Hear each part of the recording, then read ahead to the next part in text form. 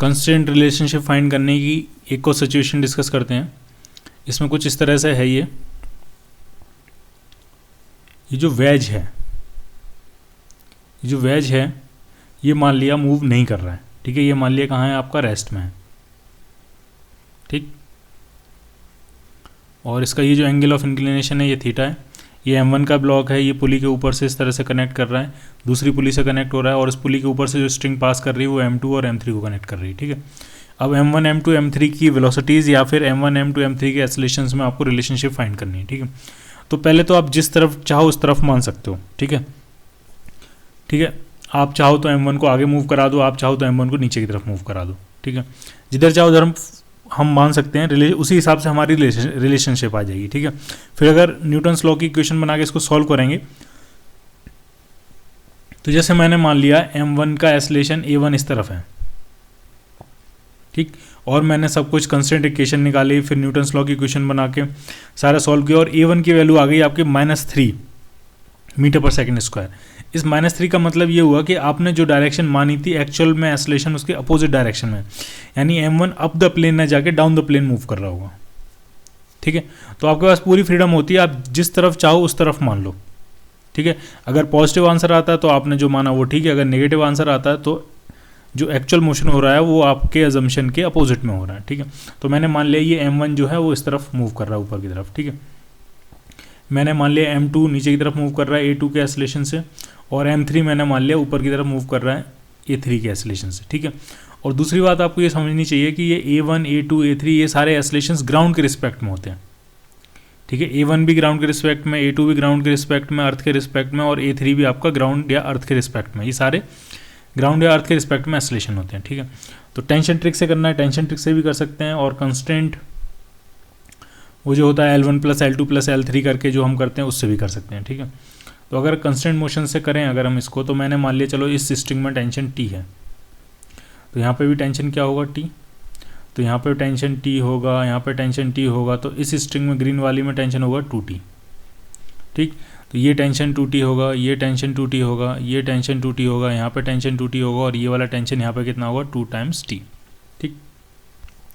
Tension trick क्या कहती है, समेशन T.A जो है ये 0 होगा, T.V भी हो सकता है, T.X भी हो सकता है, T.A भी हो सकता है, ठीक। तो यहाँ पे एक्सेलरेशंस में फाइंड कर रहे हैं तो T.A वाला रिलेशनशिप लगाते हैं, ठीक है। यहाँ से शुरू करते हैं, टेंशन और एक्सेलरेशन एक ही डायरेक्शन में, तो ये हो जाएगा 2TA1, ठीक।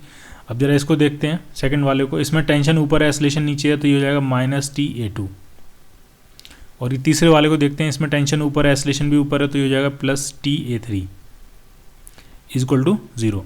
तो T कॉमन लेके 0 में चला जाएगा, तो यहाँ से आपका आया 2A1 + A3 = A2, क्लियर, ठीक है। अब अगर इसको हम उस तरह से करें, मान लिया ये स्ट्रिंग जो है इसकी लेंथ मान लेते हैं L1 है, और इस वाले हिस्से की लेंथ मान लेते हैं L2 है। पूरी स्ट्रिंग तो क्या है, पूरी स्ट्रिंग की लेंथ क्या हुई L1 + L2, ठीक है। तो क्या इक्वेशन बने लिखाएंगे हम लिखेंगे L1 + L2 = कांस्टेंट, ठीक। अब इनको वेलोसिटीज़ लिख लेते हैं, क्योंकि जो रिलेशनशिप वेलोसिटीज़ में आएगी वही क्या आएगी, एक्सेलरेशन में आएगी। तो इसकी वेलोसिटी इस तरफ मान लेते हैं V1, इसकी वेलोसिटी नीचे की तरफ मान लेते हैं V2, और इसकी वेलोसिटी ऊपर की तरफ मान लेते हैं V3। अब जरा आप देखो, L1 + L2 कांस्टेंट है, तो इसका जो डेरिवेटिव आएगा वो 0 आएगा, इसका मतलब dL1/dt + dL2/dt = क्या होगा 0। अब dL1/dt, अब आप L1 को देखो, L1 यहाँ से स्टार्ट होकर यहाँ तक है, ठीक है। तो L1 का ये वाला जो एंड है वो नीचे की तरफ मूव कर रहा है, कितनी स्पीड से, V2 की स्पीड से। तो L1 जो है वो इंक्रीज़ कर रही है, कितने की स्पीड से इंक्रीज़ कर रही है, V2 की स्पीड से। अब जरा इस एंड के बारे में बताओ, ये एंड क्या कर रहा है, ठीक है। तो ये ब्लॉक कितनी वेलोसिटी से ऊपर की तरफ बढ़ रहा है, तो वो माना है मैंने V1। इसका मतलब ये जो पुली है ये भी V1 की स्पीड से नीचे की तरफ मूव कर रही होगी, इसका मतलब ये वाला जो एंड है ये भी V1 की स्पीड से नीचे की तरफ मूव कर रहा होगा। तो ये जो L1 लेंथ है इसको ये V2 के रेट से तो इंक्रीज़ कर रही है, और V1 के रेट से पीछे से क्या कर रही है, डिक्रीज़ कर रही है। तो dL1/dt जो हो जाएगा वो हो जाएगा +V2 - V1 प्लस। अब जरा L2 पे देखो आप, L2 को देखो तो L2 का ये वाला जो एंड है वो ऊपर की तरफ मूव कर रहा है कितनी वेलोसिटी से, v3 से, और जो ये वाला एंड है वो पुली के साथ नीचे की तरफ मूव कर रहा है कितनी वेलोसिटी से, v1 की वेलोसिटी से। क्योंकि पुली कितनी वेलोसिटी से नीचे मूव करेगी, v1 से, क्योंकि ये ब्लॉक ऊपर की तरफ कितनी वेलोसिटी से मूव कर रहा है, v1 की वेलोसिटी से। ठीक, तो इस L2 को लेंथ को इस एंड से भी जो वेलोसिटी है वो कम कर रही है और इस एंड से जो वेलोसिटी है वो भी कम कर रही है। तो dL2/dt जो होगा वो होगा -v1 - v3 इक्वल टू 0। ठीक है, तो आप जरा इसको अगर आप सॉल्व करोगे तो ये आपका आ जाएगा v2 equal to twice v1 plus v3। और अगर इस रिलेशनशिप को एक बार अगर हम डिफ्रेंशिएट कर देंगे तो a2 इक्वल टू क्या आ जाएगा, ट्वाइस a1 प्लस a3। तो टेंशन ट्रिक से निकाली थी जो रिलेशनशिप, और इस फॉर्मेट से निकाली है, दोनों से सेम ही आनी है। ठीक है, तो आप कैसे भी कर सकते हो। क्लियर।